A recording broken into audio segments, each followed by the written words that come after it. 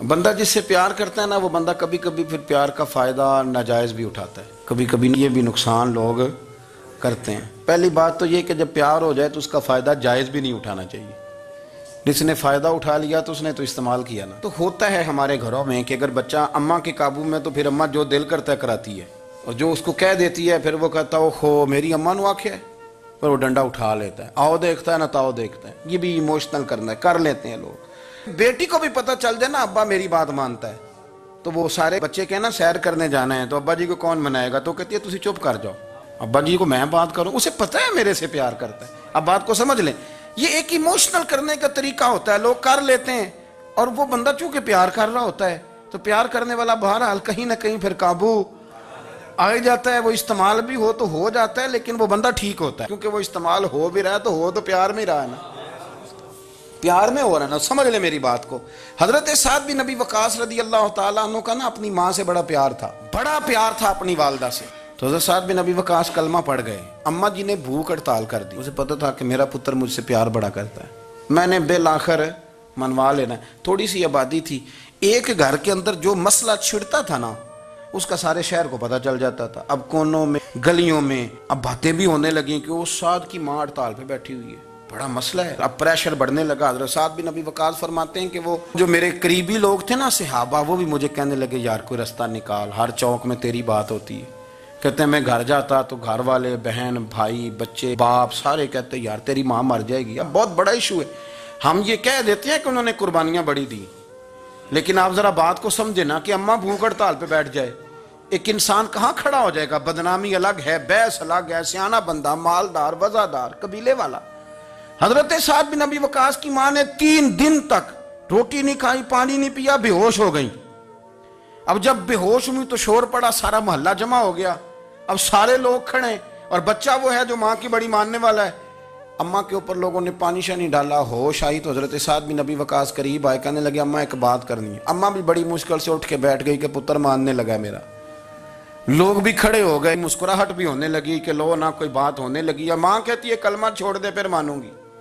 حضرت سعد بن ابی وقاص کہنے لگے اماں سن میری بات، 3 دن ہو گئے، مکے کا کوئی کونا کھدرا ایسا نہیں جس میں میری تیری باتیں نہ ہوئی ہیں، اور قبیلے کا علاقے کا کوئی شخص نہیں، لوگوں نے بڑی باتیں کی، اور لوگ جب باتیں کرنے پہ آتے ہیں پھر اوپر تک جاتے ہیں۔ یہ بھی کہا کہ کیا دین یہ سکھاتا ہے کہ ماں بھوکی مر جائے؟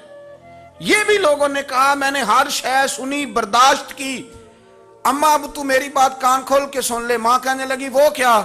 تو حضرت سعد کہنے لگے پیدا مجھے تو نے کیا ہے، 9 ماہ تیرے پیٹ میں رہا ہوں، روٹی تیرے ہاتھ سے کھائی ہے، تجھ سے زیادہ بہتر مجھے کوئی نہیں جانتا۔ ماں سن تیری کتنی جانیں؟ اماں کہنے لگی 1۔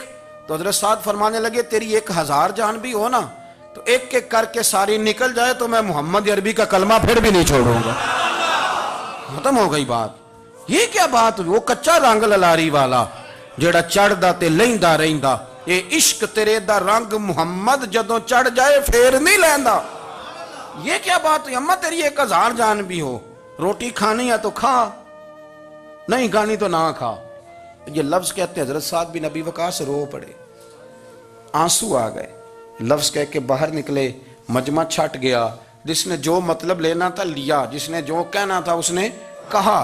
حضرت سعد چلے گئے، شام کو گھر آئے تو اماں روٹی کھا رہی تھی۔ تو حضرت سعد فرماتے ہیں کہ محلے کی بیویاں کہنے لگی روٹی کیوں کھا رہی ہو؟ تو ماں رو پڑی، کہنے لگی پتر میرا ہے، میں نے پیدا کیا ہے، میرے پتر نے کبھی ضد نہیں کی، اس کے دل میں کچھ ہے اتر گئی ہے، کوئی ہے، کوئی کچا پکا جذبہ ہوتا تو میں تو 2 آنسو بہاتی تھی تو میرا پتر لوٹ آتا تھا، پر کسی رستے کا مسافر بن گیا ہے، اب کہیں پہنچ گیا ہے، اور میں اس کا درد سمجھ گئی ہوں، جہاں گیا ہے اب وہاں سے یہ لوٹ سکتا۔ آپ سمجھیں اتنا تگڑا ایمان جن لوگوں کا، ان کے بارے میں لوگ ڈسکس کریں گے۔ ان کو نا قرآن پاک نے بطور نمونہ بیان کیا ہے۔ اللہ فرماتے ہیں ایمان اس طرح کا جس طرح میرے نبی کے صحابہ کا۔ یہ منافقوں کی بات ہو رہی ہے پہلے سے بارے میں، وَإِذَا قِيلَ لَهُمْ آمِنُوا كَمَا آمَنَ النَّاسُ، جب ان سے کہا جائے کہ ایمان اس طرح لاؤ جس طرح میرے نبی کے صحابہ لائے، قَالُوا أَنُؤْمِنُ كَمَا آمَنَ السُّفَهَاءُ، تو وہ کہتے ہیں اس طرح ایمان لائیں جیسے بیوقوف لائیں، یہ تو بیوقوف ہے، ہر شے نبی پاک پہ قربان کر رہے ہیں۔ تو اللہ فرماتے ہیں الا انہم ہم السفہاء، خبردار ہو جاؤ، میرے نبی پاک کے غلاموں کو بیوقوف کہنے والو تم بیوقوف ہو۔ اللہ کہتا ہے تم پاگل ہو، بیوقوف ہو، اللہ انہیں پاگل کہتا ہے. اللہ پاگل کہتا ہے انہیں جو نبی پاک کے صحابہ کو پاگل کہتا ہے، اللہ انہیں پاگل کہتا ہے.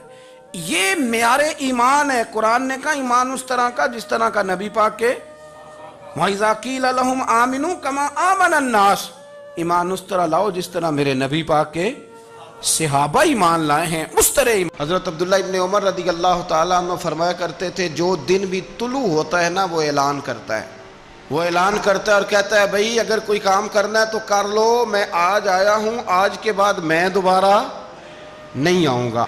قیمتی ہیرے ہیں زندگی کے لمحے، ان کو ضائع نہ کریں.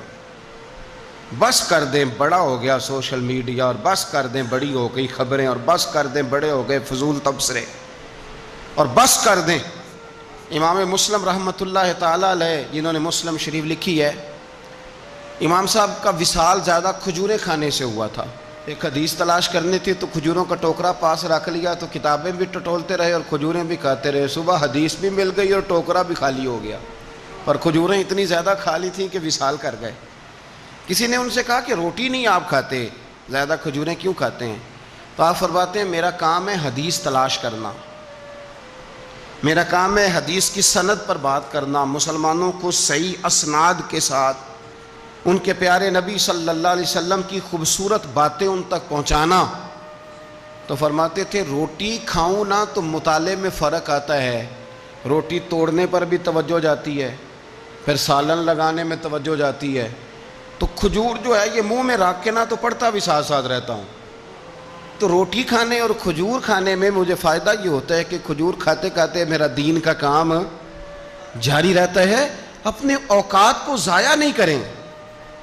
آپ وہ کتابیں جو ہمارے بزرگ لکھ گئے وہ ہم سے ساری پڑھی نہیں جا سکتی، ان کے وقت میں برکت تھی، ہم نے بڑا ٹائم ضائع کر لیا ہے، اس کو ضائع نہ کرو. ایک تو کوئی چیز فضول نہیں، اپنے اوقات کو بچائیں. جو ٹائم بچ جائے وہ ذکر الہی میں لگا دیں، تلاوت قرآن میں لگا دیں، اللہ کی عبادت میں لگائیں. پڑھنے اور لکھنے میں وقت کو آپ یقین کریں بہت سارے لوگ ہیں فارغ ہیں، کبھی کبھی بڑا اہم اور ضروری کام کرنا ہوتا ہے تو بعض دوست ملنے کے لیے آ جاتے ہیں. اب ایک ریسرچ جاری ہے، میں ایک تفسیر کو دیکھ رہا ہوں، مجھے ایک بڑا اہم کام کرنا ہے. ایک دوست ملنے کے لیے آیا ہے اور اس سے پوچھا صاحب آپ کیسے ہیں؟ تو کہنے لگا میں فارغ تھا تو میں نے کہا چلو پیر صاحب کے پاس چلتا ہوں. تو میں اس سے یہ کہہ رہا ہوں کہ میاں جب میں فارغ ہوں گا تو تب آپ کو آنا چاہیے تھا نا، آپ اس کو وقت گزارنے کا ذریعہ تو نہ سمجھیں. اور پھر اگر آپ آئے ہیں تو آپ کو علمی بات کریں، آپ کو دین کی بات پوچھیں، میں آپ کے ساتھ ڈسکس کروں. آپ اگر آ کے اپنے محلے کے کونسلر کی بات چھیڑیں گے تو نہ وہ ہمارے کہنے سے سیدھا ہوا ہے اور نہ اس نے ہونا ہے. تو ہم نے فضولیات میں، ابحاث میں، بحثوں میں الجھ کا ٹائم ضائع کیا. پلٹ کے دیکھو زندگی میں کتنا وقت ضائع ہوا ہے. یہ کبھی دوبارہ ہمارے ہاتھ یہ کبھی ہاتھ نہیں آئے. میرے نبی پاک علیہ السلام نے فرمایا جنتی کبھی افسوس نہیں کریں گے، پر اس بات پر جنتی بھی افسوس کریں گے کہ یار وہ 4 لمحے ضائع کیوں ہو گئے. حضرت عبداللہ ابن عمر گزر رہے تھے تو ایک قبر پر نظر پڑی آپ کی، تو آپ نیچے اتر آئے گھوڑے سے، تو تھوڑا سا سائیڈ پہ مصلی بچھایا اور 2 رکعت نماز ادا کی. پھر سفر شروع ہوا تو آپ کے خادم جو ساتھ تھے وہ عرض کرنے لگے حضور آپ کی اس بات کی سمجھ کوئی نہیں آئی کہ آپ نے گھوڑے سے اترے اور صرف 2 رکعتیں پڑھی اور چل دیے. تو آپ فرمانے لگے کہ میں جب گزر رہا تھا تو میرے دل میں خیال آیا کہ یہ جو قبر میں لیٹا ہوا ہے نا یہ تو ترس گیا ہوگا کہ مجھے 2 رکعتوں کا وقت ہی مل جائے. حضرت عبداللہ ابن عمر کہتے ہیں میرے ذہن میں خیال آیا کہ قبر میں لیٹ کے ترس رہا ہوگا کہ مجھے 2 رکعتوں کا. لیکن یہاں تو لوگوں نے میرے بھائی 6 گھنٹے گردنیں تھک گئیں موبائل پہ جھکی ہوئی، لیکن محمل اور فضول اور کوئی معنی نہیں اور کوئی مقصود نہیں، اور اس نے یہ کہہ دیا تو اس نے وہ کر دیا، اور اس نے یہ آج کل جو بیماری چلی ہے نا اس سے سب سے زیادہ نفسیاتی مریض وہ لوگ بن رہے ہیں جن کا تعلق موبائل اور خبروں سے زیادہ ہے. اور اگر میں کہہ دوں کہ 90% لوگوں کا تعلق ہے اس کے ساتھ تو میری بات غلط تو نہیں؟ کیونکہ ہر وقت ہم اسی کو دیکھتے رہتے ہیں، ادھر یہ ہو گیا، ادھر وہ ہو گیا، ادھر ایسے ہو گیا. تو وہ چیزیں ہماری نفسیات کو، گھروں کے اندر بیٹھے بہت سارے لوگ بیمار ہو گئے اور ذہنی مریض بن گئے. کیوں؟ اس لیے کہ انہوں نے اپنا دل نہ قرآن پاک میں لگایا، نہ تلاوت میں لگایا، نہ اذکار میں لگایا، نہ وظائف میں لگایا، نہ ہماری طبیعت ہے یہ کام کرنے کی، تو الٹا سیدھا سوچ ساچ کے تو ہم الجھ جاتے ہیں۔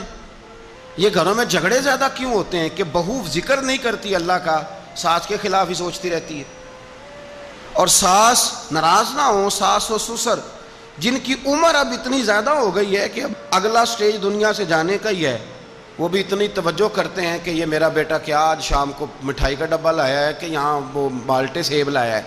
اگر ساری توجہ ادھر دینی تھی تو اس سے زیادہ بہتر نہیں تھا کہ مسئلے کو وقت دیتے؟ اتنی باریکی سے لوگوں کا خیال نہ رکھیں، اپنا خیال رکھیں۔ سارے لوگ ہی حکمت والے تھے، سارے لوگ ہی شانوں والے تھے، حضور کے ہر صحابی کی بڑی عظمت ہے۔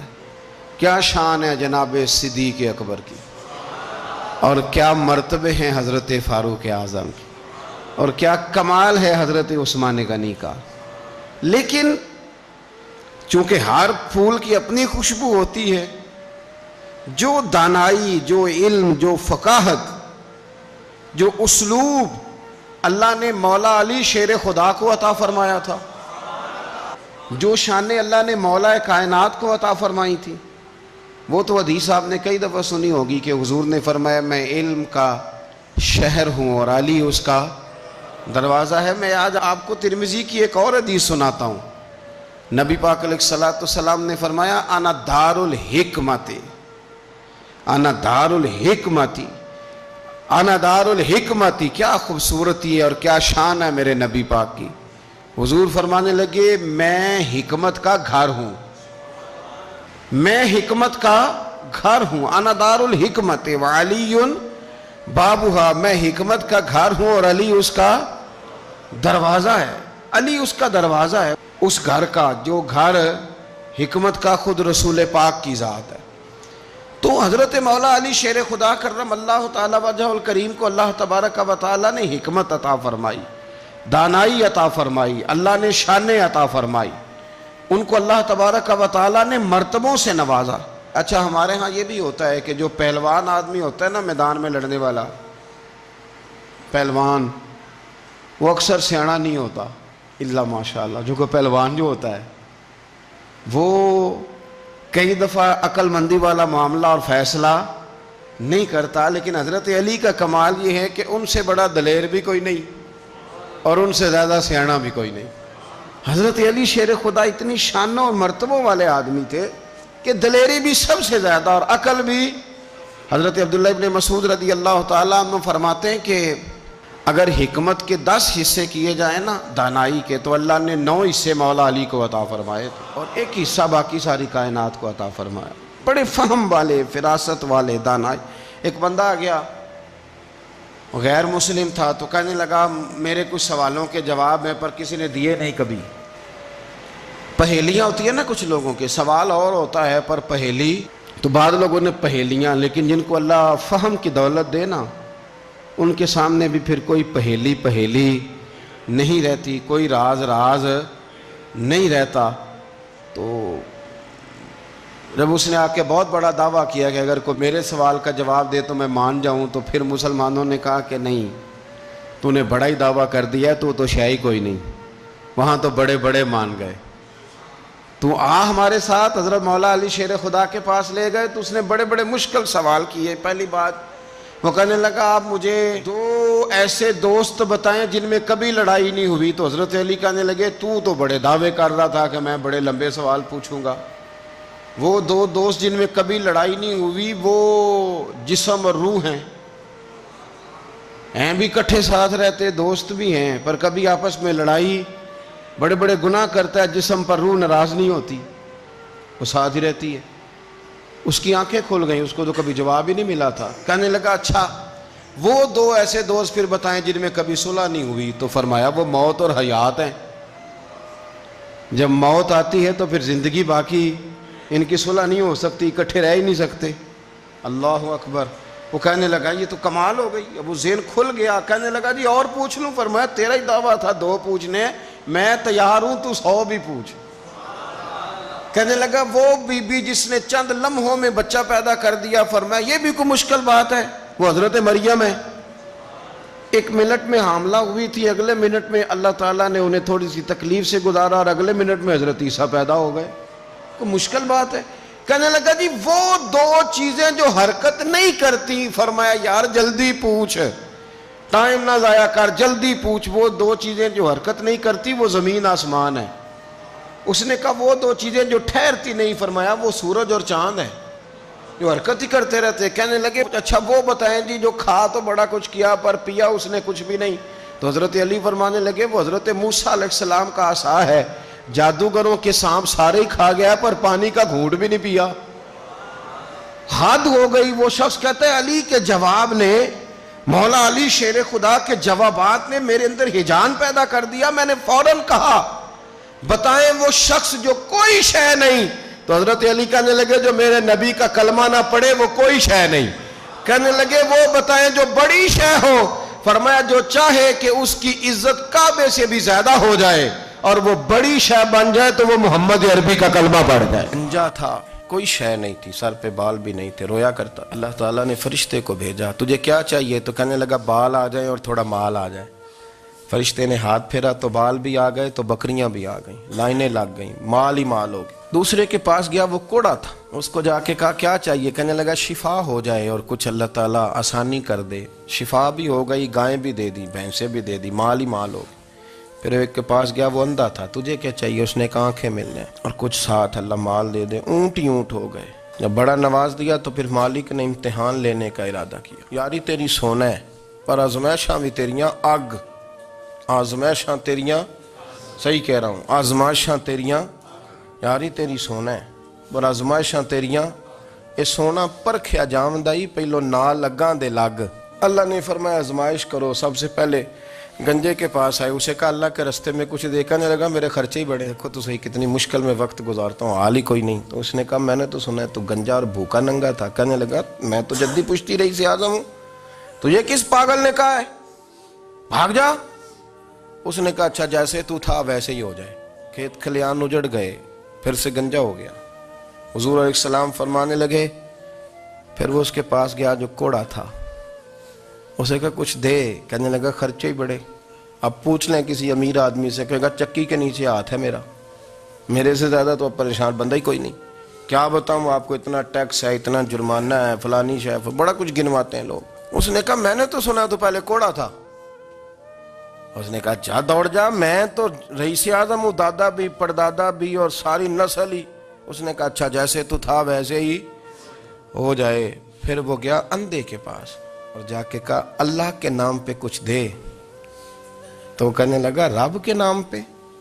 یہ کھڑے ہیں اونٹ، جتنے تیرے دل کرے لے جا. اس نے کہا کیا معنی اس بات کا؟ کہنے لگا یار تجھے کیا بتاؤں، میں تو اندھا تھا، میں نے تو کبھی دنیا دیکھی نہیں تھی.